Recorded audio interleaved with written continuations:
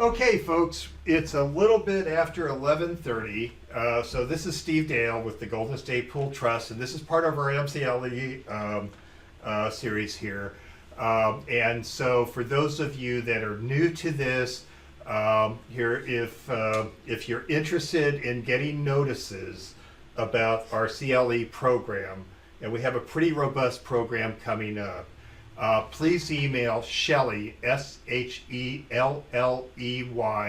at gspt.org, and we'll make sure we put you on the list. Also, if you're interested, we do have a listserv where we post other information from time to time. And part of the reason that we do these programs for the Golden State Pool Trust is that a lot of our work is working with attorneys who do work with special needs trusts here. And what we're trying to do is present them with top-notch education on a wide variety of subjects having to do with special needs trusts and serving persons with disabilities here. Today our subject is going to be is on MSAs, and for those of you that do work with special needs trusts, especially with first-party work, this is something you absolutely need to understand. Okay, and this has been an area that's been going on for a number of years, and it's one of the most confusing areas, I think, of special needs trust planning that I know of. But Joe's going to explain to us, and this is Joseph Anderson here with Medivest. How long have you been with Medivest? Working on 6 years. With 6 years. So he's kind of a newbie, to tell you the truth. Here, I've been working with Medivest for quite some time, and Medivest has been, if not the leader in the industry, one of the leaders in the industry here. One of the reasons why, and we're going to talk a little bit about our partnership with the Golden State Pool Trust here. One of the reasons when we were looking for a partner with the Golden State Pool Trust is that that Medivest does education across the country here, and I was very impressed here by their founder here on a lot of the education that they would do here, and their knowledge about this ever-changing, although maybe not changing as much as it should, area of the law. So once again, they've been partners, and they administer our MSA trust here. And for those of you that are watching, you should have gotten a link to where the materials are. If not, if you're watching live on YouTube, you'll notice that there is a link in the subject section that actually has a link to the materials for today's program, which will include a copy of this presentation, a copy of the Golden State Pool Trust, MSA Trust, and a whole bunch of other materials here. I have actually found one thing nice about working with Medivest is not only the work they do here as far as administering MSAs. The other part about it is that they are always there to answer questions in this very confusing area of law. Medivest started in 1996, and they did their first MSA in 98, and that probably makes you folks the pioneers in all of this. You can imagine what an MSA sounded like in 1998. Yeah. So, it is one of these areas that if you work with workers' comp attorneys, or if you work with personal injury attorneys or whatever, this subject will come up over and over and over again. And having a partner like Medivest who really understands things and can help work through this can really help you to work with your clients. As I think I say this every time we have Joe on, Shelley and Annette and I here, who work on most of the administration of the Golden State Pool Trust, whenever we get a request on can we pay this out of their MSA, we always send it off to the folks at Medivest, and then we make a guess as to whether or not they're going to pay this expenditure or not. So far, we're at about 68%. We're actually doing better at guessing with this. And a lot of that illustrates that, when you're dealing with what is a proper expenditure and what isn't a proper expenditure, here, I don't think guessing is really a good standard involved in this.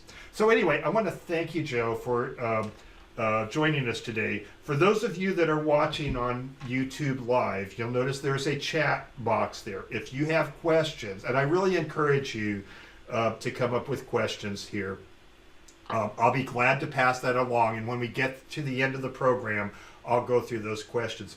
For those of you that are watching to get CLE credit, and this is through the State Bar of California here, in the link to the materials, there is a form to fill out, and it has 2 codes on it. So Joe is going to give us the codes at certain points in the presentation, and you need to mark down those codes and email that to Shelley, Shelley, at gspt.org, and we will send you 1 unit of MCLE credit for today's program. You can do that for the folks that are watching live today, and you can also, if you're going to be watching that later, that will be good for about a year. Anyway, Joe, I want to thank you so much here, and I know I learn something every time you do a presentation for us, so welcome. Yeah, well, thank you very much, Steve, and welcome to everybody joining us today. Steve touched on a couple of very important points, one of which, bill paying capacity, right? Paying medical bills, and that's really what this boils down to, and that's what we're going to spend a lot of time talking about today. But before we get there, I would like to give everybody a little bit of a historical perspective and a little bit of context to just have a working knowledge about MSAs, where they've come from, why we do them, how do they fit with insurance settlements, how do they preserve Medicare benefits, and then all the way down to the operational execution for making distribution decisions post-settlement. So without further ado, let's go ahead and get into it. All right, so we're going to start at the kind of 30,000 foot view level and work our way on down as we continue through this presentation. And where we start with is talking about funding for Medicare. And today, fortunately, we're not going to talk about what's happening in Washington or politics at all, but we do want a little bit of perspective before we venture too far down this hole.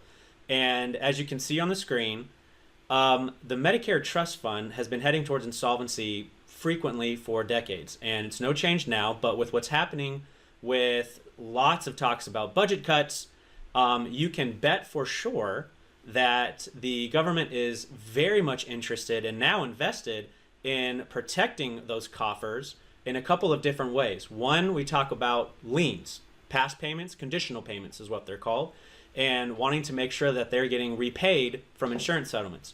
The other, which is what we're going to talk about today, is with regard towards future payments, right? And that's where this whole MSA comes into play, and it contemplates only future expenses. And they are very much interested now, more than ever, in protecting their interest as a secondary payer. And I'll explain more about what that means as a secondary payer. Okay, so a little bit of a timeline about Medicare secondary payer compliance.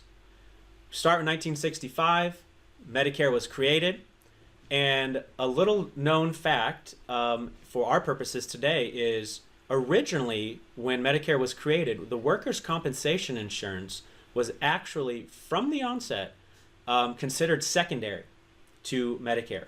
However, absolutely nothing was done to enforce this, but it is part of the original legislation.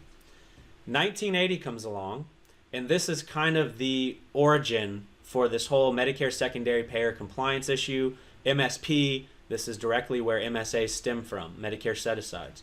The MSP statute essentially says no double dipping. That's how I'd like you to view this conceptually. The MSP statute names 5 primary plans of insurance: liability, auto, no fault, work comp, and self-insured. Those 5 primary plans of insurance are just that, going to be viewed primary and thereby protect Medicare as a secondary payer. So the idea here, like I said, is no double dipping. I'll give you a hypothetical. John Doe or Jane Smith has an injury, work comp or liability. Some of that potential settlement contemplates future medical care for those injuries sustained. Medicare, conceptually with this MSP statute, would like to see some of that money from the insurance settlement be paid post-settlement for injury-related and tethered to that otherwise Medicare allowable expenses, right? Medicare pays for a lot, but they don't pay for everything. And going hand in hand with that, not every single medical expense for that injury victim is going to be related to the injury sustained, right? It could be unrelated or pre-existing. So with very specific regard for injury-related and otherwise Medicare allowable expenses, Medicare wants to make sure that someone else, some other source, is picking up the payment first, and the Medicare Trust Fund is second. And those other sources are those 5 primary plans of insurance, where both work comp and liability are explicitly named in the federal statute. And I want to call your attention to that, because if any of you out there have had any kind of experience working with MSAs or public benefit preservation in general within insurance settlements, you may have caught a lot of varying degrees of opinions and perhaps even misinformation at its worst about when do I need to think about protecting Medicare's interest. A lot of times there's been information over the years that this is simply a workers' compensation issue to solve for. That's because almost all of the commentary and information we have from Medicare is coming within the workers' compensation arena. However, there's a couple slides from now where I will show you and walk you through a timeline that talks about specific commentary with liability cases. And as I mentioned, please keep in mind, liability plan of insurance is explicitly named in the statute, and this is now more important than ever because Medicare is very interested in protecting their interest and taking the approach, a dollar saved is a dollar earned, right? So for every dollar that they don't have to pay out of the Medicare coffers, and it can be paid for from somewhere else, that's just as well as if they were going to add additional funds into a budget, which we all know is more than likely not going to happen. So we have this MSP statute, and this is kind of the foundation for this whole issue that we're going to be dealing with, right? It names 5 primary plans of insurance, one of which is liability. No double dipping is the idea here. So we go on down the timeline. From 1980 to 2001, we have 21 years of inactivity. It's kind of the dark ages where they create this federal statute and then do nothing to enforce it. It's kind of the Scouts honor system. And as you can imagine, since nothing's done to enforce it, no one does anything about it. So Medicare's still paying for things when they otherwise shouldn't be. People are receiving insurance settlements that are contemplating medical care. They're on the Medicare program, or they're soon to be on the Medicare program. And I'll explain a little bit about that in a minute. But nonetheless, money's being spent from Medicare as a primary payer for medical expenses that they should otherwise be paying second. Problems. May 2001, the Government Accountability Office proposes a way to solve for this. Finally propose a solution. And what they come up with is something called a mandatory insured reporting. Now, I want to be very clear about this reporting requirement. If any one of you are joining us today that you may be a trial lawyer yourself, you may be a workers' compensation attorney, or you may be a trust and estate attorney perhaps that may be fielding phone calls or asking to comment on protecting Medicare's interests in an insurance settlement. If you're advising an attorney to be mindful about something very important, I would ask you to remind them of this reporting requirement. What is this? We have this federal statute, right, that says no double dipping, something must be done. How does Medicare track, analyze, and enforce compliance with that statute? This is Medicare building out a means to build some teeth for compliance through this mandatory insurer reporting requirement. It is no responsibility placed on the plaintiff counsel to do anything. However, plaintiff counsel must be mindful that Medicare is getting their clients' claim information whether they like it or not. So Medicare, through this conduit of a mandatory insurer reporting, is receiving a pool of data to track, analyze, and enforce whether or not they are being protected as a secondary payer for a very specific scope. Those injury-related and otherwise Medicare allowable expenses. So before we get into the liability timeline, let's do a little bit of a level set here. We have 2 pieces of law that are driving this whole space, we'll call it. One, the MSP federal statute, no double dipping, specifically names liability as a primary plan of insurance. And then we also have the Section 111 mandatory insurer reporting requirement, which is the means for Medicare to receive ongoing claim information about those individuals that are potentially receiving an insurance settlement, and they can track to make sure that medical codes or medical expenses, we'll just cut straight to it, are not being paid directly out of the Medicare trust fund when they should be paid for from some other source. So now, like I mentioned earlier, if any of you have any experience with Medicare set-asides or working in insurance settlements, there's a lot swirling around about how does this impact liability cases? Is this just a workers' compensation issue? And there has been, like Steve alluded to earlier, a lot of new information, but maybe not so much heavy on the action just yet.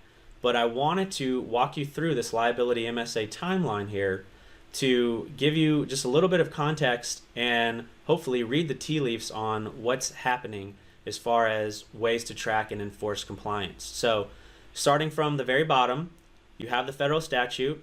It specifically names liability as a primary plan of insurance. We move on to 2009, that reporting requirement, where now they're going to build a pipeline to gain medical claim information so they can track in compliance with that federal statute. We move to 2012, what's called the Announcement for Public Rulemaking. And this is a process that you go through where if you're going to change any rules, or if you're thinking about changing the way that you deal with something where it involves a government entity, this is kind of the standard process you go through. The government says, hey, we're going to think about changing some rules. This is what we're thinking about doing. The second you can see below that, in October of 2012, they say there's a comment period where anyone that would be involved in the space or industry can submit commentary for things they should be aware of or suggested solutions. In 2014, October of 2014, there were proposed rules, and those rules were pulled from the table.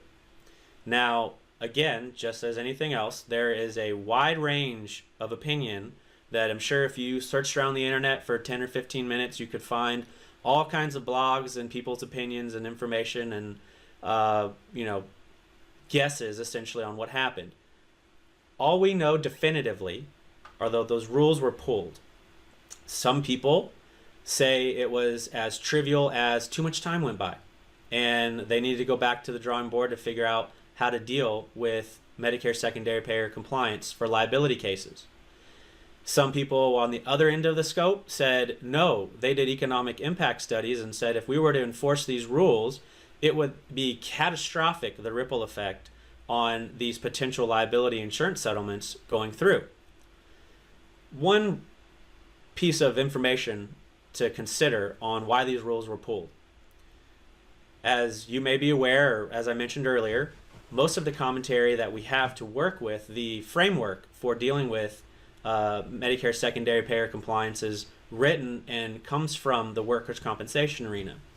If you think about workers' compensation claims and liability settlements, they're vastly different, right? It's apples and oranges. So if Medicare tried to just kind of copy over the framework for dealing with Medicare set-asides, but more so protecting Medicare's interests, take those work comp rules and apply them in the liability space, it won't work. It doesn't work. Some things to think about. In liability cases, we have to deal with policy issues, comparative negligence, all sorts of issues that don't necessarily happen on work comp claims that will impact a settlement and will impact the medical that are received in that settlement. So we know that we have to write different rules and guidelines for protecting Medicare's interests in the liability space that we can't just take from work comp claims. So take that as you'd like. Today, we live in a world where there still is a federal statute where we have to protect Medicare's interests for liability cases. How we do that, how we get there, is completely a risk tolerance decision that all the stakeholders in the settlement can come to. I want to be very, very clear and stress the fact that Medicare set-asides are not mandatory. There's never a situation where you're compelled to do an MSA. The reason being is because the Medicare set-aside is just a compliance tool. It's a means to an end, right? It's a way to achieve compliance and protect Medicare's interest a secondary payer per that federal statute.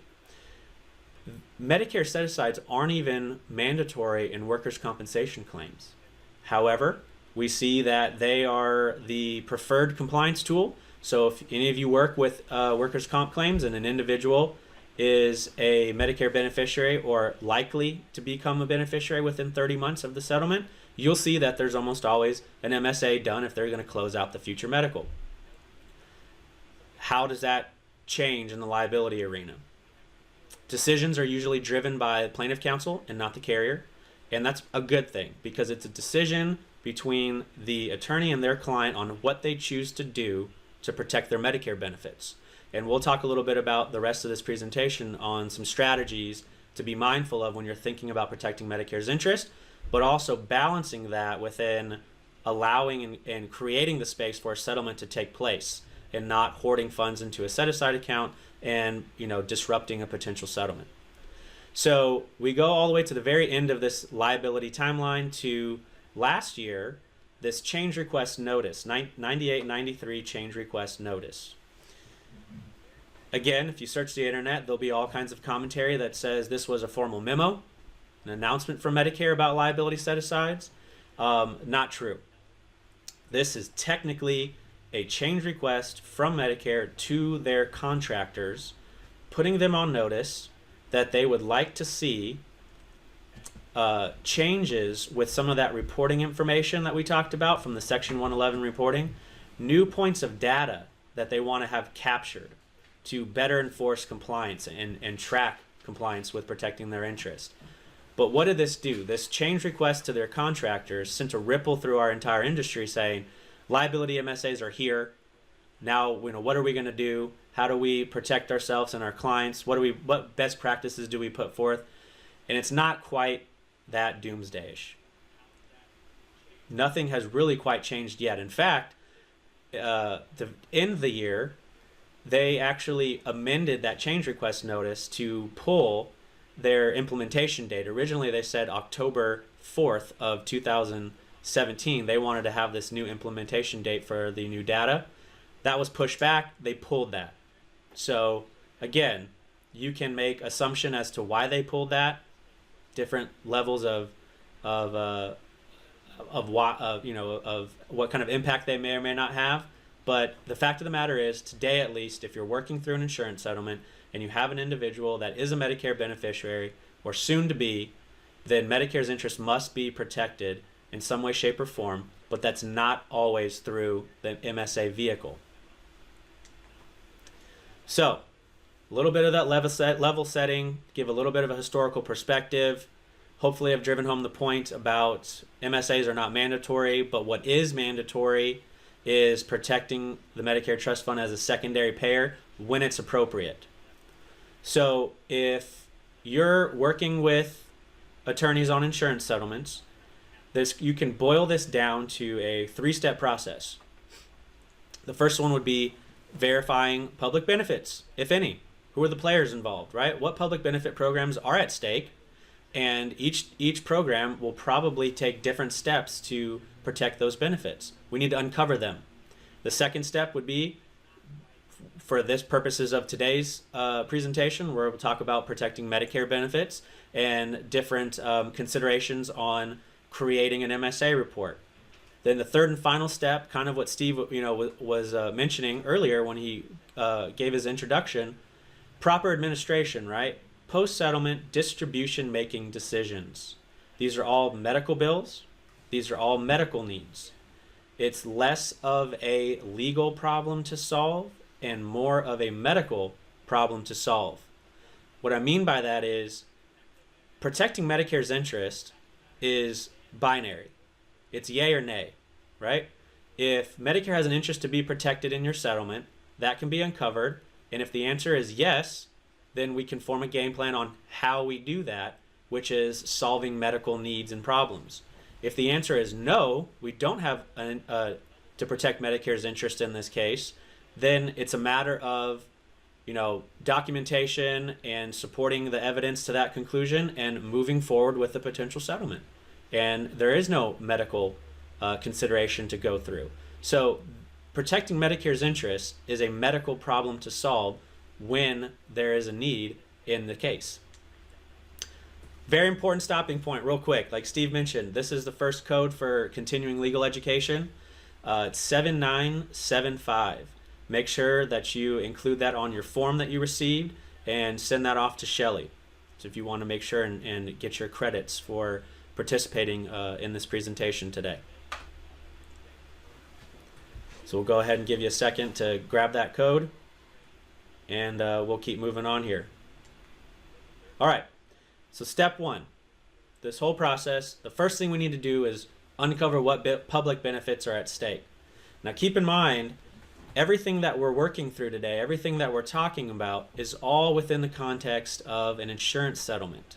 So if you don't work with insurance settlements, if you don't really work with trusts that are set up, or funded, I should say, through an insurance settlement, you probably won't encounter this situation hardly ever. But if this is an area that you're experiencing an increase in inbound phone calls from colleagues in your area asking for guidance on how to protect Medicare's interest, or for asking for help on crafting Medicare set-asides, or ways to advise on a potential settlement through Medicare benefit preservation, then this is a perfect presentation for you to join. The very first step is trying to figure out if you even have an interest, if Medicare even has an interest in your case. There's a number of ways that you can go through this and help your clients. There's a Social Security verification check that you can do, and there's two ways to achieve this. One way is long. I'm not gonna lie. There's plenty of vendors out there that are more than willing to do this service for you, where they basically have some releases signed, put on file, and they go to the individual's local Social Security office, and they get a form that says if they've applied for Social Security disability, if they have an open, pending, or appealed claim, if not, if they have Medicare benefits or some other benefit program. Now, you're at the mercy of the Social Security office, so it takes a while. But I want to call attention to the difference between SSDI and SSI. And why do we care about Social Security disability with regard to Medicare? The way that the program is set up is if an individual has access to Social Security disability benefits, after 24 months they'll be rolled onto Medicare. They'll have access to the Medicare program. So Medicare takes a very conservative approach in saying anyone that has access to Social Security disability benefits, those individuals will be soon coming on to the Medicare program. Therefore, they want to see something done at settlement time to protect their interests as a secondary payer. That's part of where we get that 24, 30-month window that I mentioned before, right? If an individual is a Medicare beneficiary, or if an individual is assumed to be Medicare beneficiary, we must do something to protect Medicare's interest as a secondary payer with specific regard to injury-related and otherwise Medicare allowable expenses at the time of settlement. So, going back to SSDI, what we want to make sure and uncover is if the claimant has been denied Medicare SSDI benefits, or if they have an open or pending appeals process for that application. The reason being, we don't want to just know if they've applied or not. If you've ever had experience working with an individual going through this process, you know it's a rather long and sometimes arduous process to gain access to these disability benefits. And more times than not, you just get denied the first time through. So it's very much not uncommon to get denied, go through an appeals process, and have a very long window from date of application to date of actual acceptance for those or gaining access to those benefits. The reason why we want to know and capture that timeline is for game planning purposes with a potential settlement. I'll give you an example. An individual is injured, individual has a potential settlement, that settlement's contemplating medical care. We uncover that they've applied for Social Security disability benefits 7 months ago, but the application wasn't closed out. It was denied and it was appealed. And these appeals process can go through a couple different evolutions while it's all being called an appeal. Once that individual goes through an appeal and they finally gain access to benefits 7 months later, those benefits become active retroactively from the date of the first application. That means if you've settled out your case, or you know that you're going to be settling out a case, and the application date for original submission for those benefits is prior to the settlement date, and then they're finally awarded benefits down the road post-settlement, then it crosses over that time period of, does Medicare have an interest to be protected at the time of settlement, that snapshot in time. So when we're trying to form a game plan to appropriately advise our attorney clients, we need to know where they're at in that process for Social Security disability benefits. Now, I mentioned there's two options to kind of do this first step. The first one is a Social Security check, right? And it's a long process through the local Social Security office, and there's tons of vendors that can do that for you. The second, and I would advise everybody to jot this down, you can have the claimant, with a little bit of help from an individual, the attorney, or an assistant or something, kind of help themselves, create an account on ssa.gov, create their own account. Once they create an account, they can click on something called Request Benefit Verification Letter. Once they get that letter, almost immediately it'll tell them any and all public benefits that they have access to.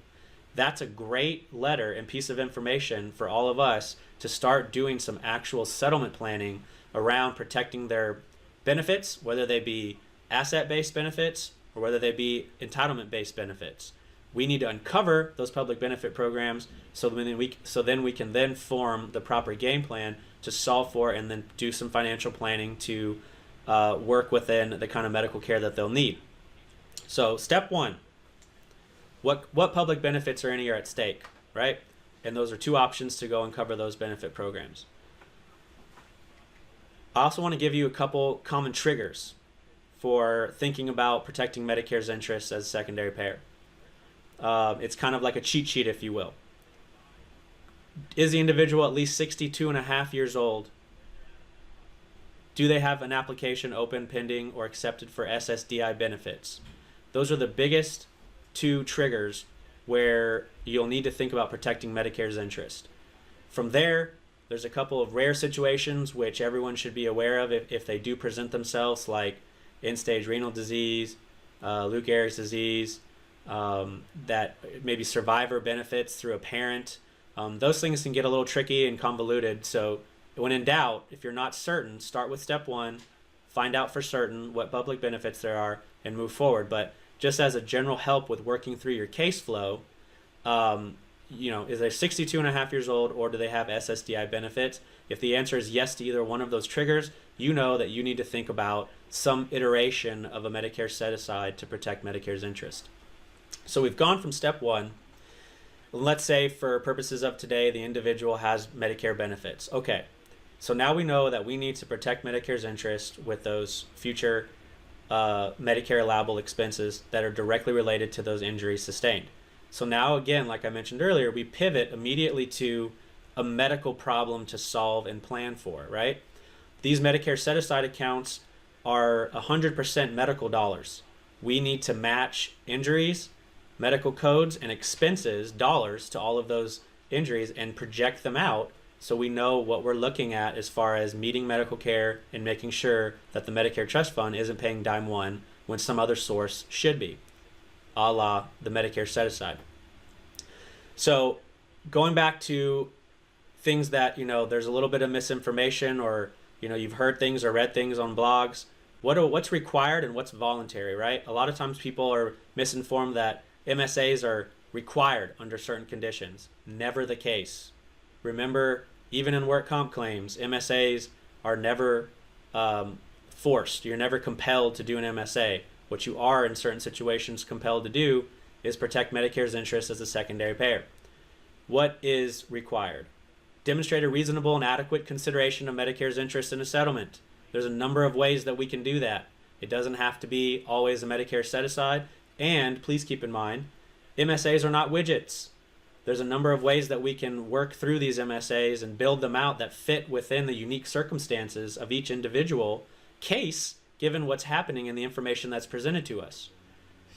The other thing that's required is protect Medicare's interest as for injury-related expenses that are otherwise Medicare allowable. Remember, The MSA is not a general medical slush fund or a catch-all medical account. There's kind of a two-pronged test that goes to these accounts. Is it directly related to the injury sustained? And tethered to that, is it something that would Medicare otherwise pay for? They pay for a lot, but they don't pay for everything. Perhaps some of the folks that are joining us today have experience working with special needs trust, protecting asset-based benefits like SSI or Medi-Cal if we're here in California, or your state Medicaid program if you're elsewhere. A lot of times I'll get a question, because it's a big ticket item, what about skilled nursing care? That's a big expense, right? Medicare does not typically pay for skilled nursing care, so it's normally not something that would ever be contemplated in the MSA. So just a little bit of an example on these MSA accounts don't cover everything globally as far as medical needs or care. Going over to the other side of your screen, what's voluntary? Submitting MSAs for CMS review, and CMS is basically an interchangeable term for Medicare. Submitting MSAs for review is 100% voluntary. Again, there's never a situation, work comp or liability, where you're compelled to submit an MSA for CMS review and approval. In fact, we strongly advise that you refrain from doing this. And a couple reasons why. Number one, you're not compelled to do so. Number two, if you were to submit an MSA, a liability MSA, for review, chances are you may not hear back from the contractor. You might go into a black hole, not uncommon. Or at best, you may get a letter back from Medicare saying at this time, due to workload constraints, we're not reviewing liability MSAs. However, this does not serve as a safe harbor, and we've all basically spent a lot of time waiting to get nothing in return. Or the last reason why we strongly suggest you refrain from submitting these MSAs for approval, especially for liability cases, is on the off chance that a contractor picks up liability MSA, on the off chance that a contractor picks up a liability MSA for review, they can, and they review it. What will likely come back is something they call a counter hire. And a counter hire is just a fancy way of saying, you submitted an MSA to us, and let's say hypothetically at $50,000. That works. We have a settlement in place. Everything is in order. We just want to go that extra mile and get approval from CMS to say $50,000 works. We've submitted it. Off chance they picked it up, they reviewed it. Now they come back with a counter hire saying, actually, we think $150,000 should be adequate to set aside in this case. That's a big problem. That's thrown a major wrench into a settlement where we've almost gotten it done and completed, and now we have a formal notice from Medicare contractor saying a number that is significantly higher than what we all thought it should be. That's a big problem to untangle. All of that can be avoided through proper game planning. If we have to build out a set aside or protect Medicare's interest, work with somebody that can offer the stakeholders in the settlement a risk transfer. It's possible to do. Again, think about this as a medical problem to solve, not so much a legal one. Once we know that we have to protect Medicare's interest, it's about doing the diligence on what future medical expenses should not be paid for by the Medicare coffers, or at least first as primary. So when we're going through that process, you can work with folks out there that can build out these allocation reports or arrive at a suggested amount to set aside and then shepherd those dollars where they should go. This is something that I really want to drive home today, and we'll get to this in step 3. But it's important to bring up here. If you take away nothing from this presentation today, please take away this one thing. MSP compliance is less about what's the magic number and almost has everything to do with proper post-settlement distribution making decisions. How do you pay bills? What do you spend money on? So I don't mean to be cavalier or give you the idea that you can just pluck a number out of thin air and say it works, because that's not what I'm saying. But as long as you do something reasonable and adequate to protect Medicare's interests, and you can show what you've done and it's defensible, which again, working with a expert can offer you that transfer of risk, because they will bind themselves to those decisions and they will be the ones to stand in the way of CMS if there's ever an audit. You should make sure that you're working with someone that can offer that to you. It's very important. But once you've arrived on what an adequate number looks like, Medicare spends its time, energy, and dollars now from a budgetary standpoint wanting to track in, compliance with how did that money get spent. If you had a $50,000 set aside and you put a down payment on a car, that's egregious. We know that there's problems. But if you have $50,000 set aside and you're just paying general medical bills because you think that's what it's for, that's also a problem. We'll get into that with the third step, but that's a very, very important piece that when you're talking with your colleagues or working with an attorney on this issue to arrive at a settlement, it's very important to remain mindful that compliance is all about adequate and appropriate distribution making decisions, and not so much getting hung up on what's the magic number, is it enough, what will Medicare think. So some things to consider or just have in the back of your mind as general working knowledge if you ever come across MSAs, or if someone's asking you to maybe review a report that was done, think about, these are going to be some important things to keep in mind about Medicare set-aside. So first and foremost, Medicare set-aside report is really just a report that projects an individual's future Medicare allowable and injury-related medical and prescription expenses. You can think about these reports as basically two silos, right? They're medical expenses and drug expenses. And together, it arrives at a dollar figure that says this number is adequate to set aside for protecting Medicare's interest. The timeline that you're making allocation decisions is off of the individual's life expectancy. One consideration to keep in mind: we never want to make allocation decisions off a normal life table. If someone is chronologically 65 years old, we don't want to just make allocation decisions off a normal, healthy 65-year-old timetable. We want to get what's called a rated age. And a rated age gives us basically a new life expectancy that encompasses and takes into account a 65-year-old that sustained whatever injury that they did. Maybe, it was a med mal case. Medical malpractice was committed. Well, okay, they were 65 years old and there was a medical malpractice that was committed. They have heart disease in their family. They were a smoker maybe. They had a bad accident when they were a young adult. It takes into account everything and renders back a rated age that says maybe they're chronologically 65 years old, but for all things considered, they're maybe more so like a 75-year-old.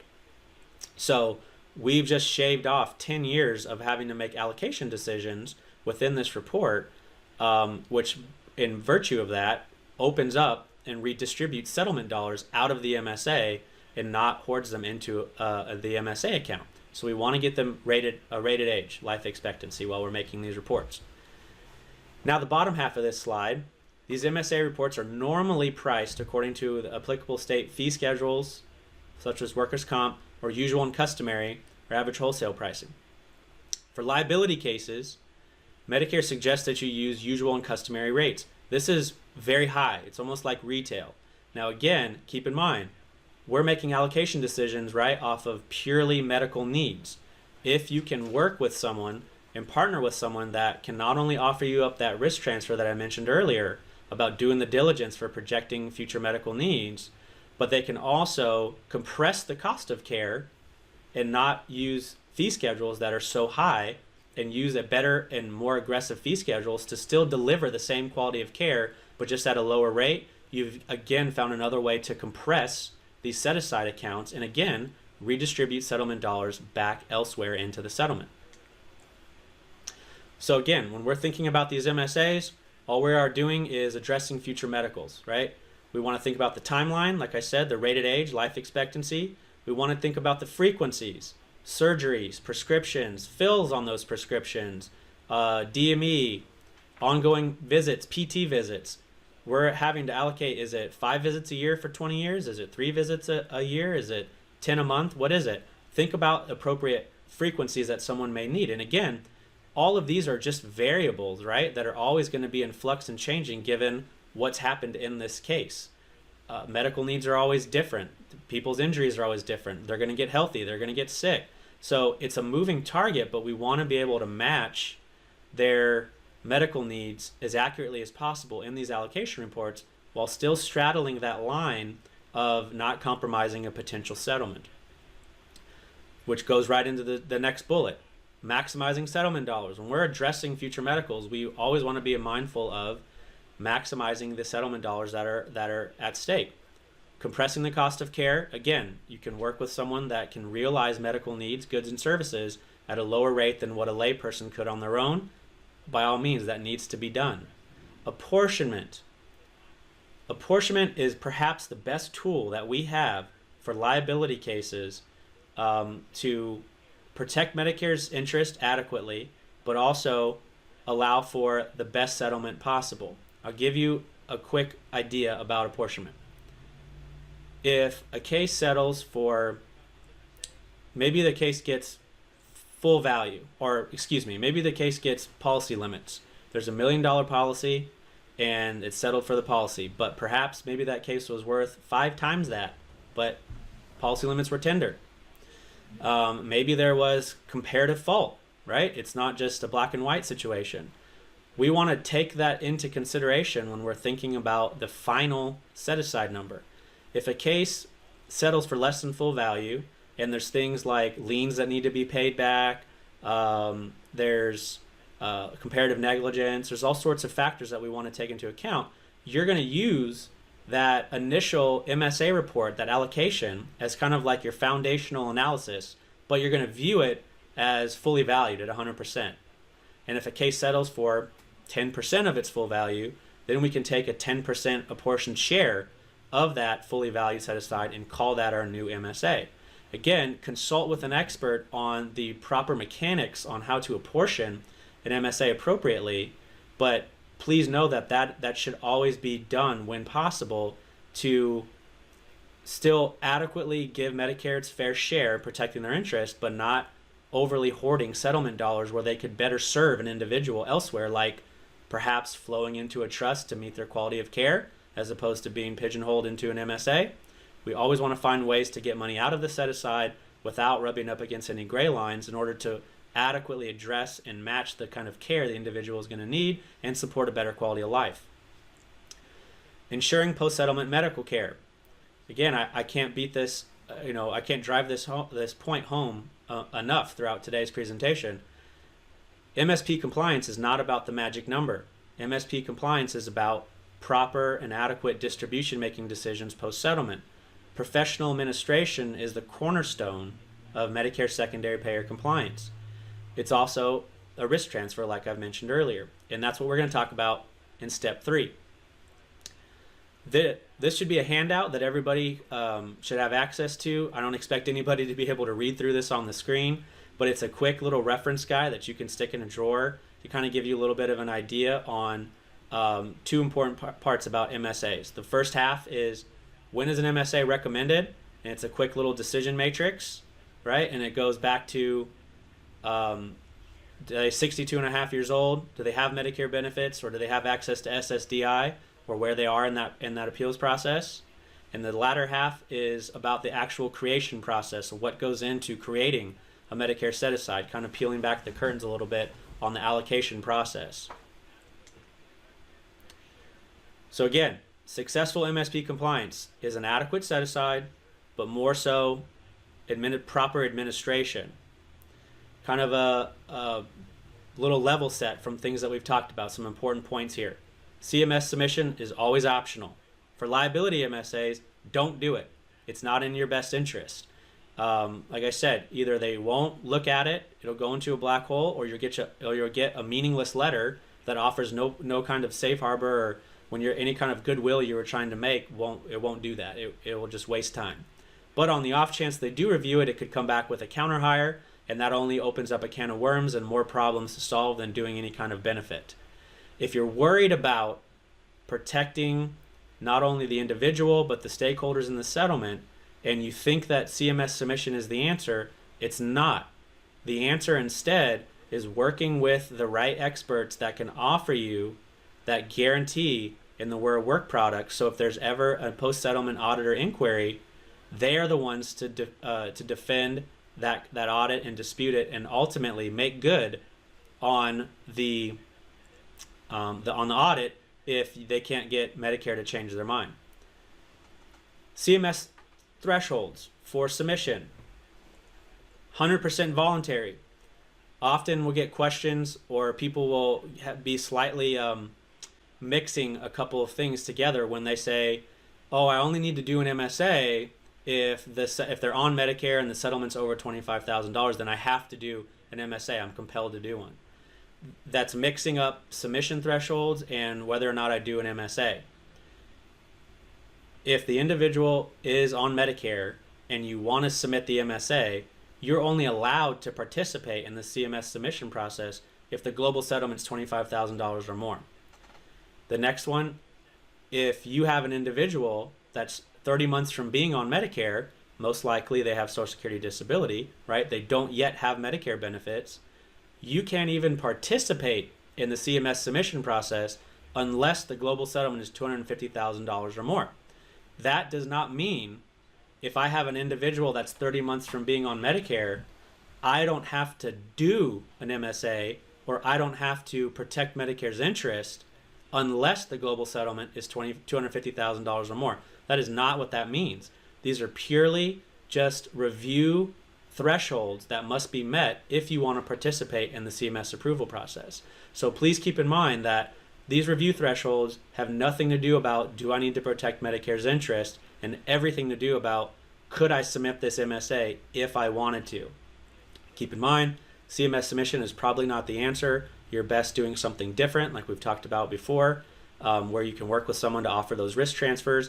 And do I have to do an MSA? What people mean to say more often than not is not, do I have to do an MSA? Because technically the answer is no, right? It's just a means to an end. What they typically mean to say is, do I have to protect Medicare's interest in my case?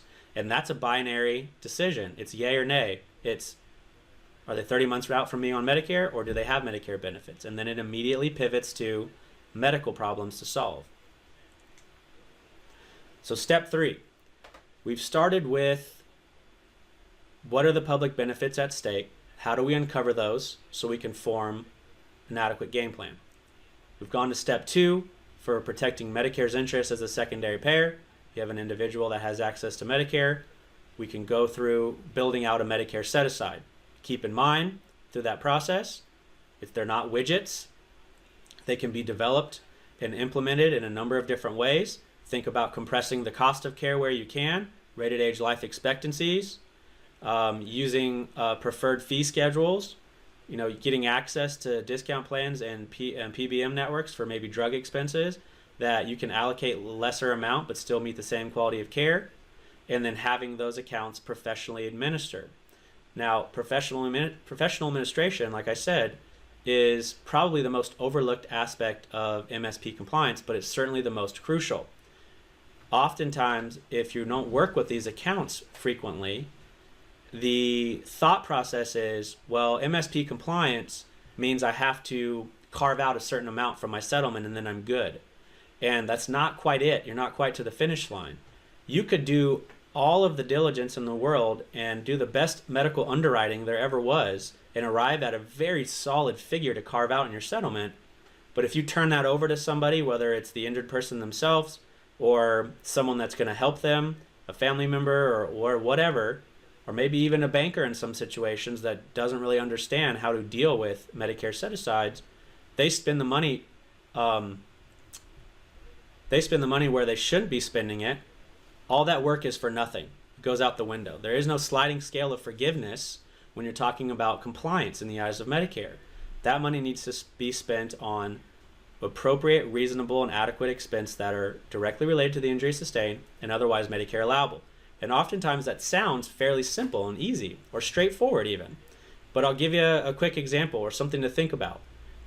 If any of you at home can just open up a separate window right now and Google search the cost of a total knee replacement in the 94925 area code, you'll probably get all kinds of answers. But what does the proper fee schedule for that entail? What's the proper ICD codes? Could you bundle those codes? What is the difference? Imagine trying to place that burden on a lay person, whether they're the injured person or the family or a banker or somewhere in between, and saying, I don't only need to deal with, can this come from the set-aside or can't it? Was it related to the injury? Was it exacerbated? Did it cause another injury? Is that connected now? Okay, maybe we passed that first test and we feel like, okay, the injury itself or this expense can come from the MSA. We're not done yet.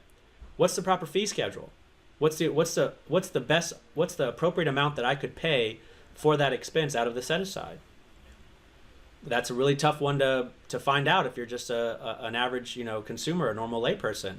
How much was allocated in the report? What happened if somebody used preferred rates to allocate that total knee replacement, thinking that an expert or a certain vendor could procure that amount if and when the time came? So they allocated, let's just say for round numbers, let's say $12,000.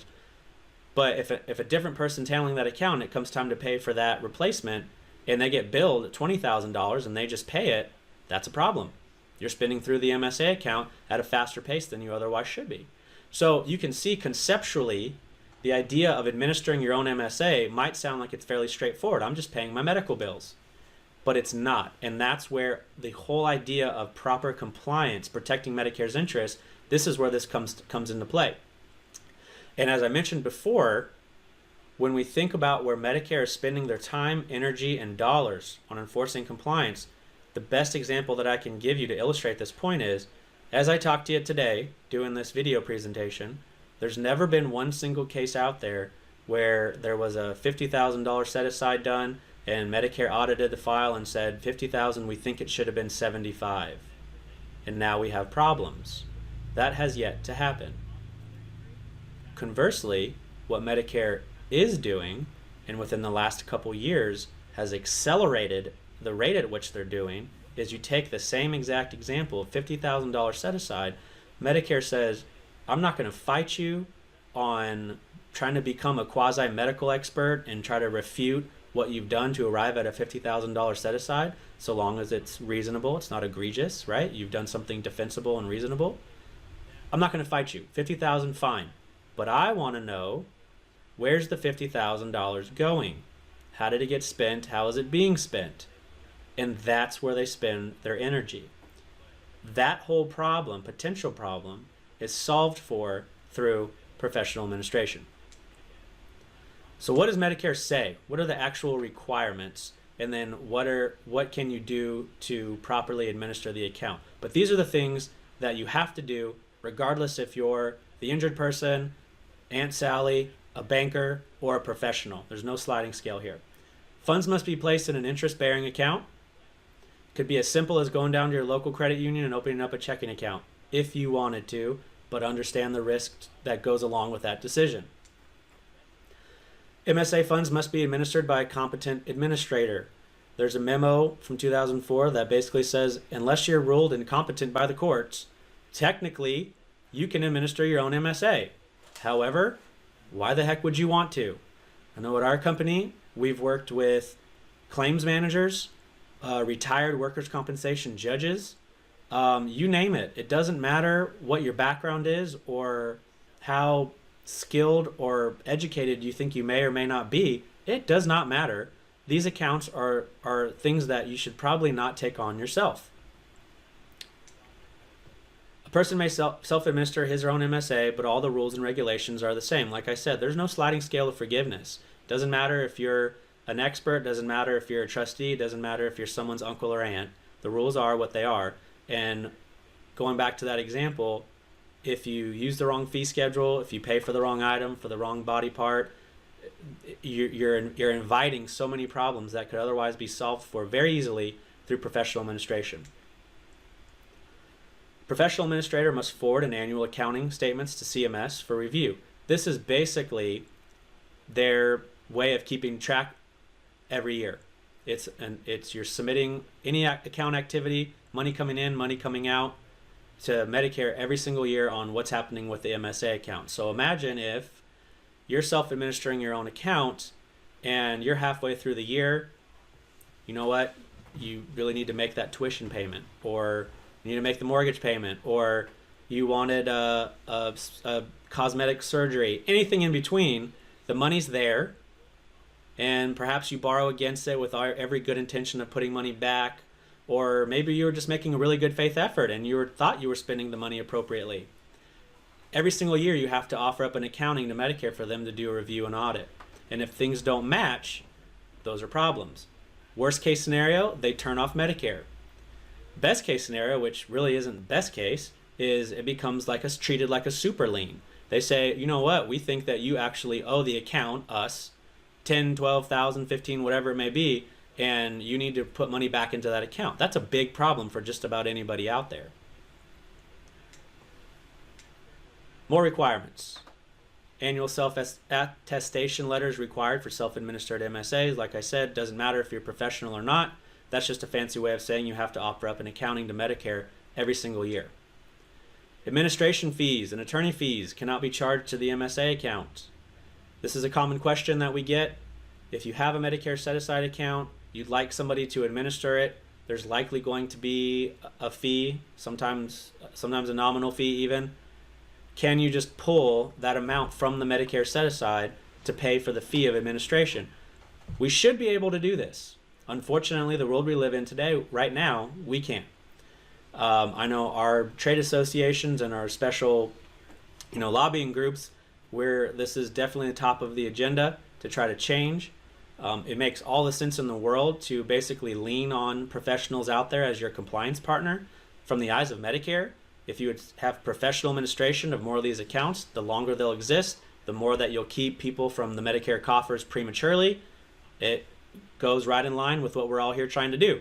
Unfortunately, Medicare takes a very short-sighted view in that every single dime in that account should be used for medical expenses and nothing else, except for a couple small things, which it's frustrating if nothing else. Like account maintenance fees, photocopying, postage, bank fees. Those items can come from the MSA. So they throw us a small break there. But for what really matters, like converting these to having them administered by a professional and the small fee to do that today they still don't allow for that. The additional income tax earned on the MSA can be charged to the account. If you have a professional administrator, they'll help you and walk you through this. If you're self-administering, again, all the onus in its entirety is placed on your shoulders. Important stopping point, another continuing legal education code. This is the second one. 5297 is the code, so make sure you jot that down, get that on your form, and send it over to Shelley for continuing legal education credits.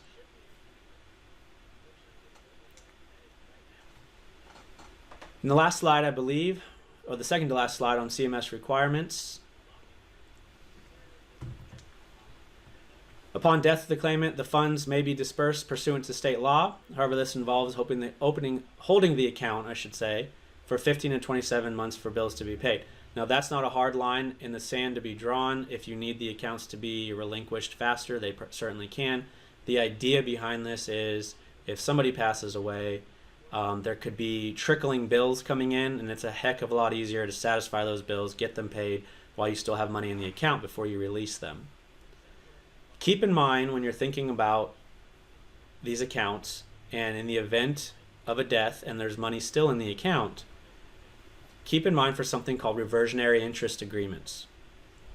These can be added into settlement documents where perhaps a carrier will share in the cost of administration or fund it, maybe even in its totality, on a condition of a reversionary agreement, where basically it's a clawback clause to say the money in this account is medical money. If the individual is not here to satisfy those medical needs, then the money should revert back to the carrier as a windfall. Not here to give an opinion either way, but just something to be very mindful of, because normally this should be 100 cents of the dollar should be the claimant's money, and for them to direct where they want it to go and not revert back to a carrier. So be mindful of reversionary interest agreements that may pop up from time to time when you're thinking about MSAs at settlement time. Temporary exhaustion versus permanent exhaustion. Thinking about funding these accounts. A lot of times it makes sense to fund these accounts with an annuity or structured settlement, which is funded through an annuity, as opposed to cash.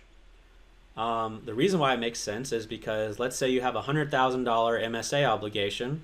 Instead of taking $100,000 off the top of your settlement and calling it your set-aside, maybe you could fund that $100,000 obligation with an annuity for $75,000 today, but it pays out the $100,000 over the life to meet $100,000. Now you've just freed up a fair amount of money again to recycle and redistribute elsewhere into the settlement, while still protecting Medicare's interest adequately. People ask, what does Medicare think about funding these accounts with an annuity versus lump sum? And actually, on the guidebook, I believe page 8 or 12, I can't quite recall, but they use the example of actually funding an MSA in their guidebook using an annuity. So they're champions of using the annuity. However, their motives are different than ours. Medicare takes the stance that if you fund it with an annuity and somebody blows through their first annuity payment, they might have 15, 20, or 25 tries to get it right, depending on how many installments are coming in. So it's kind of like putting stop signs than just turning over a lump sum of cash to an individual. And Medicare is also assuming that, or they had assumed historically, that these accounts would be self-administered.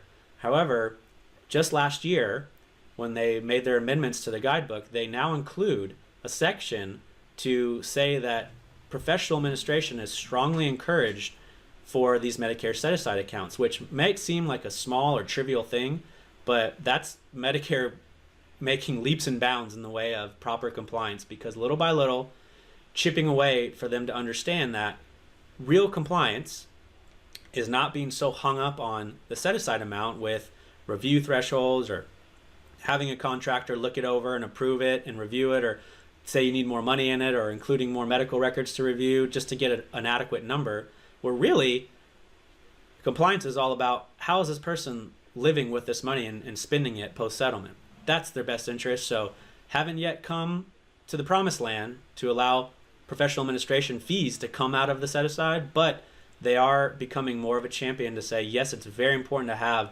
the right type of person with the right kind of skill sets to administer these accounts, so they are used appropriately and not putting people back on the Medicare program prematurely. So temporary exhaustion and permanent exhaustion is, let's say you have the accounts funded with an annuity. Case settles, there's immediate amount of cash put into the MSA to cover year one of expenses. Beginning year two, an annuity payment of $10,000 comes into the account on an annual basis for the rest of their life expectancy. Again, medical needs are volatile, right? Sometimes you're healthy, sometimes you're sick, things happen. Life goes up and down. So maybe you blow through that $10,000 annuity payment with 4 months to go until the next one comes in. What do? The account's at zero, but you have medical needs to take care of. This is called temporary exhaustion, and how Medicare handles this situation is whomever the administrator is, and again, great idea to have a professional administrator. The administrator puts Medicare on notice. Medicare does a quick audit to say, how did you spend through the $10,000? Once they've kind of give it their blessing to say the money has been spent appropriately, Medicare will surface as the primary payer on an interim basis while there's no money in the account, while the account's insolvent. It's important to note that this is not on a lien basis. This is Medicare picking up the tab on those bills in the interim, where once that next annuity payment comes back into the account, it's solvent once again, you have $10,000 to work with, the administrator puts Medicare back on notice, they sink back down to number two, and the MSA account again becomes primary to make payments from. Permanent exhaustion is when the account completely goes down to zero. There's no more money coming in, it's all been spent. The administrator must put Medicare on notice. They do their final look back of how all the money has been spent. They want to know where every dime went. As long as everything is approved and acceptable, then you'll transition the individual back to Medicare, where they can just go back to treating with their Medicare card, and it doesn't matter having to decipher between, does this come from the MSA? Does this come from Medicare? Do they share in this cost? Is there another line of insurance? All that coordination problem now, once the MSA has been spent appropriately, they can just use their health insurance or a combination of Medicare or just Medicare purely, depending on what the situation is. Misuse of the MSA funds jeopardize the claimant's Medicare eligibility until the funds have been reimbursed. That's the whole reason why we're doing this, right? You go all the way back to the very beginning of this, right? If you're working in insurance settlements, or if you're advising people going through public benefit preservation coming into an insurance settlement, The whole reason why you go through this whole process of protecting Medicare's interest, how do you do it? How do you make sure it doesn't blow up your settlement? What will Medicare, think and act with the decisions you make? All of these things you go through is all in the name of protecting the person's eligibility for Medicare. So again, the best thing that you can do is have that account administered by somebody that can offer you up all the stakeholders in the settlement, a risk transfer and guarantee, and take on the responsibility of proper administration and see that account through all the way to zero and transfer that person back to Medicare. Paying the medical bills. That's what this is all about. We're almost wrapping up here. We're getting close to the end, so I kind of want to just go through a quick review of hopefully the major takeaways. The first being the two major pieces of insurance, the two major pieces of law that drive this whole space. The 1980 MSP statute, right, that says no double dipping. It names 5 primary plans of insurance. One of them is liability. You also have the Section 111 reporting. It is no responsibility placed on the plaintiff counsel. However, they need to be mindful that the payer is obligated to submit ongoing claim information onto Medicare so they can track, analyze, and enforce compliance with the statute, protecting Medicare's interest. How you protect Medicare's interest is completely a decision between you and your client. You are never obligated or compelled to do an MSA. MSAs aren't even mandatory for work comp claims. MSAs are just a means to an end. When you're problem solving for these, it's 100% a medical problem to solve. And this is a quick little synopsis, this slide right here, on the kind of a medical problem that it is to solve. Is it directly related to the injury or indirect? Imagine trying to work through a med-mal case. Oftentimes, we're trying to always toggle back and forth between, was this caused? Was this exacerbated? Somewhere in between? Did it lead to other issues? All kinds of variables where it's not black and white.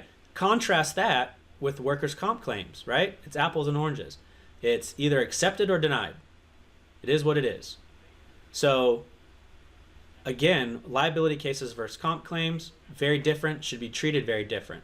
But when you're thinking about paying medical bills and making considerations around protecting Medicare's interest for future medical expenses, the first one is it related or is it not related? Someone's got to make that call. Is it Medicare allowable? Is it not Medicare allowable? What will Medicare pay for? Will they share in the cost of anything? What's the right fee schedule? What's the highest you could pay up to it? Technically, the only person, entity, quote unquote, that can pay at Medicare fee schedule rates is Medicare. However, it's not uncommon for a professional administrator to be able to do their jobs well to pay for expenses at or near the Medicare fee schedule. But again, you can't expect that from a layperson, so yet another virtue of having a professional administrator manage these accounts. Pricing. What's the right fee schedule? Is it a comp claim? Is it a liability case? Where does the individual live?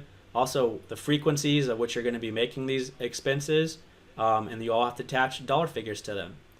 Just a quick, rundown that managing these MSA accounts is not just paying bills when they come to your door. Think about the last slide here. Think about what would be tasked with someone. Now, we'll put this into the context of working with a special needs trust. You have a Medicare set-aside account. We've done all the diligence. You've made decisions. You've arrived at a dollar figure. You know what the number is, and you have an idea of what that account is intended for, right? What kind of expenses it's intended for. The MSA account, no matter how large or small it may or may not be, is always considered a countable resource. That means if you have an individual that's dual eligible, or they have some form of public benefit that's asset-based, they could not receive that settlement or the MSA amount without it jeopardizing their asset-based benefits. The MSA account must always be placed within the special needs trust. I know GSPT has a great trust document that I think was attached and everybody should have access to. I encourage you all to look through that, get yourself well acquainted with it if and when the situation should arise that you'll need to go through this navigation yourself. But conceptually, for the purposes of today, the MSA account is housed within the special needs trust, a kind of a carve-out subtrust, if you will. And from there, will the trustee become the one to administer the MSA? Will the aunt or uncle, will a banker, a money manager be asked to do it? The issue that comes up is we know that it's all about making proper distribution decisions, very similar to how you have to make proper distribution decisions to a special needs trust when it comes to quality of life and expenditures.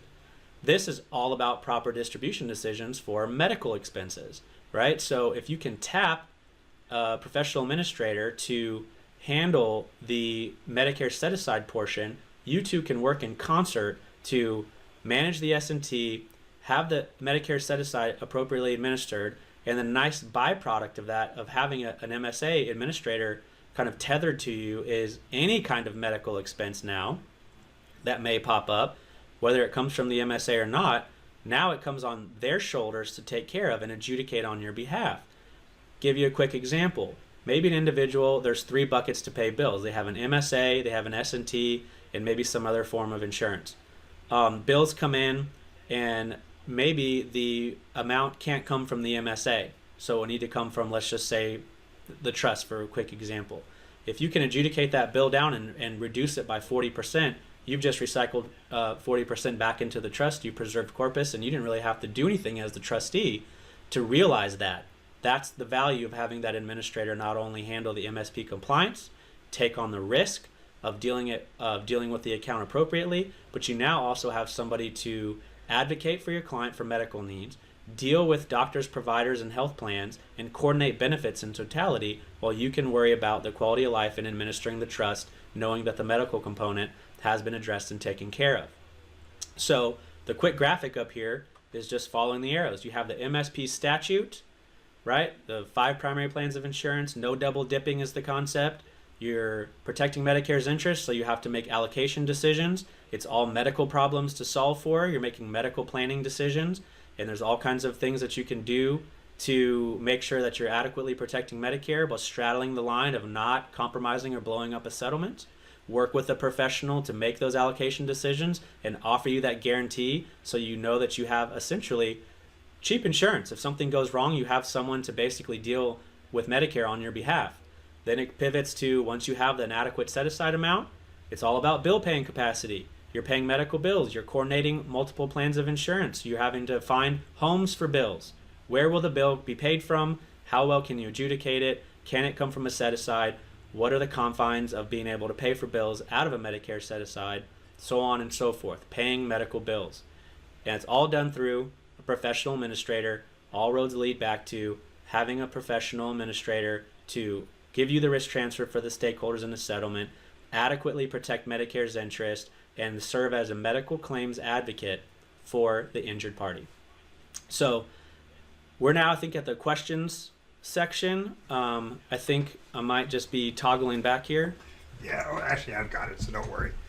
Okay, well, anyway, I always learn something, Joe, every time we do this. And the other thing is, we get into the questions here, and I think it's fair to say, and if this isn't, tell me, we'll edit this out, that if folks do have questions, I know you've been very good about answering questions here. So you've got the number of the whole thing. Right. Joe does get around, so it may take him 24 hours. You're a kind man to say that. Yeah, there we go. Okay, so here's a couple of questions up here, and we're going to end just at 1 o'clock. So can you just elect not to use Medicare and buy private insurance and just say to hell with the whole damn thing? Great question, and that it comes up all the time. So yes, what you've said is valid. That nothing you said is wrong. That is an option. However, be mindful of the appetite for risk that you're taking on with a decision like that. So you can certainly buy private insurance and say they're going to pick up the tab on these injury-related expenses, so Medicare is not going to pick up the tab. Boom, I'm good, right? There's nothing wrong with that. However, be mindful that, will that insurance plan always be around? Will it lapse? Will a provider just accidentally send a bill on up to Medicare because, hey, they know that Medicare pays really low fees, but Medicare is really good at just paying for things, so they'll get paid as a provider. All sorts of things that can go south through, that are kind of out of your control when you're at the point of settlement trying to form a game plan to protect an individual's Medicare benefits, that the policy's gone, if it doesn't cover something, rejects it, if a provider just decides to send a bill to Medicare, all sorts of issues that pop up. What does that mean for protecting their Medicare benefits? There is no statute of limitations, for lack of a better term, meaning 6 months post-settlement, 6 years post-settlement. If Medicare all of a sudden finds that they're paying for medical bills that they should not be primary, you're likely going to get a letter eventually. They're a big bureaucracy. But what will happen is they'll go through and they'll pull these medical codes and match dollars to them and say, listen, we paid for X, Y, and Z, and we understand that you had an insurance settlement back in May of 2018 for X, Y, and Z injuries and body parts. We think that we should not have paid for these items. We're going to put the onus on you, and you can tell us where we went wrong and you can defend it. But in the meantime, either it's going to turn into a lien, which is a major problem, or we're going to shut off Medicare benefits, which is a major problem. And we want to avoid those problems. And what we're trying to do here is form game plans with our attorney, clients, and protecting their clients to make sure they never run into any roadblocks or challenges that may present themselves down the road. And thinking about paying the Medicare bills, one of the items that kind of comes up with what you mentioned about just getting private insurance is, well, I just lost my train of thought. There you go. That's what I get for speaking for an hour. Well, so back to that, that's easy enough to do here. So when they're looking at coming up with a number and all that, and as we all know, costs are just skyrocketing here. How did they factor in cost of living increases? That treatment today for $10,000 is probably going to be the $15,000 treatment tomorrow. Yeah, so that's a really good question, because if you kind of view through a lot of times that question comes up from somebody that's looking at this from like a financial lens, right? Whether they're a structured settlement consultant, or they're a settlement consultant that's doing financial planning for the individual. How do you take into account cost of a wheelchair today might not be the same cost 10 years from now. Medicare takes the view that there is no formal guideline, meaning depending on what nurse allocator, physician, anyone, you don't have to be a nurse or a physician to write these reports, but they probably should have that background more than not. Anyone that's writing a Medicare set-aside report, if you give them the same claim, the same medical records, it's basically they're putting themselves into that decision-making process and not just following a rigid decision matrix that Medicare gives you. And one of the things that they don't give you when you're making these allocation decisions is a baked COLA. They don't give you one. It's basically up to your own your own best judgment. So to that, there is no black and white answer, but that is important when you're working with an allocator or somebody that's going to be valuing future medicals, whether it be through cost projection, life care plans, or taking pieces of those to form an MSA. You do need to take into account how you're going to make good on those medical needs 5 years, 10 years, 15 years down the road, because you're right. The cost of anything is going to go up, or it's going to move as time goes on. And you need to make sure that whatever you allocate for is paid at or below that amount indefinitely, right? Kind of my example before about if you allocate and use better fee schedules or rates on, let's just say, a wheelchair today, but then it turns out that you weren't going to administer that account after all, and a layperson does, well, now they can't go achieve that same price on the wheelchair that you allocated for, so they pay over what your allocation built in. That's a big problem. So it kind of goes hand in hand with just kind of valuing the cost of care and making sure that when it comes time to make good on that expense, you must pay at or below that fee schedule. But as far as a direct guideline on a COLA, Medicare's silent. Okay, now Joe, if you choke on this, I'll step on you. I'll step in for you. Do you always have to put an MSA in a special needs trust?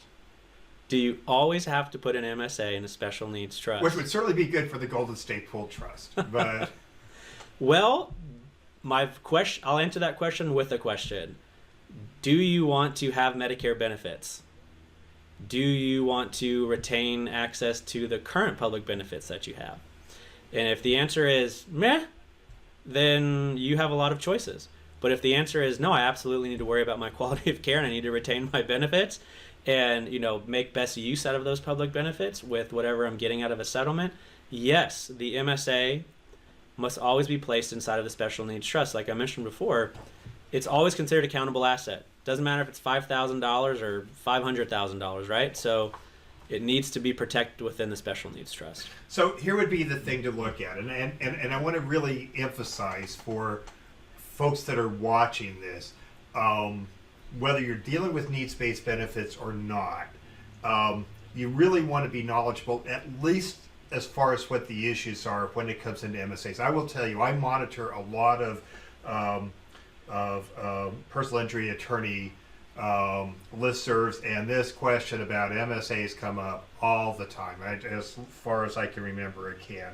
So if you have a situation where somebody is trying to preserve their SSI, their Medi-Cal, Medicaid, IHSS, the problem with this is that, and I know there's actually been a case in another state that says contrary, but generally it's accepted that MSA is an available resource and could interfere with your Medi-Cal or Medicaid or SSI and that kind of thing. And that's where we normally put it in a self-settled special needs trust here. And so you should really be knowledgeable about this, because the attorneys, for instance, stepping out of the trustee shoes and stepping into as an attorney, I get questions from a lot of my referral sources about their confusion about MSAs and that kind of thing.